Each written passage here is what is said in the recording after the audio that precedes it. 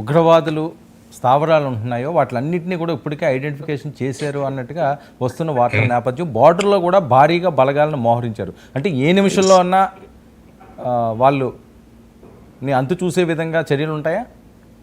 ఉంటాయి. ఎందుకంటే మనం చూసాం 40 మంది సిఆర్పిఎఫ్ జవాన్లను దుర్మార్గంగా 2019 సంవత్సరం ఫిబ్రవరి 14న వాళ్ళు చేసిన ఏదైతే ఒక ఘోరమైన సంఘటన ఉందో అది మనందరికీ తెలుసు. ఆ తర్వాత వెంటనే సర్జికల్ స్ట్రైక్స్ అనేవి చేయడం జరిగింది.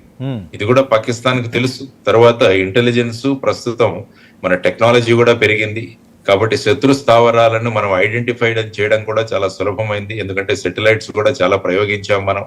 ఆ సెటిలైట్ ఆధారంగా వీటన్నింటినీ కూడా ఐడెంటిఫై చేసి, ఎందుకంటే మన దగ్గర క్షిపణులు ఉన్నాయి, ఆ తర్వాత మిసైల్స్ ఉన్నాయి, సరి అయిన దాడులు చేయడానికి సక్షమమైన ట్రైన్డ్ మ్యాన్ పవర్ ఉంది మన దగ్గర. సో ఆ విధంగా మాక్సిమం డ్యామేజ్ కలిగేటట్టు ఏ విధమైన టెర్రరిజం ని మళ్ళా అక్కడ తలెత్తుకోకుండా చేసే విధంగా భారతదేశం చర్యలు తీసుకుంటుందని మనం అందరం కూడా ఆశిద్దాం. ఎందుకంటే ఇది ఒక కంటిన్యూస్ మనకొక ఈ వ్యాధిలాగా, ఒక వైరస్ లాగా ఈ టెర్రరిజం అన్నది మనల్ని పట్టి పీడిస్తుంది. కాబట్టి దానికి పర్మనెంట్ గా ఒక వ్యాక్సిన్ అన్నది ఇవ్వాల్సిన అవసరం కూడా ఉంది అన్నది మనం అంతా అనుకోవాలి. సార్, అణ్వాయుధాలు ఉన్న దేశం పాకిస్తాను ఏ టైంలో అన్నది తెగబడుతుంది అని చెప్పి మరొక ఆందోళన వ్యక్తం అవుతుంది. దాన్ని కట్టడి చేసే ఆ పరిజ్ఞానం మన దగ్గర ఉందా?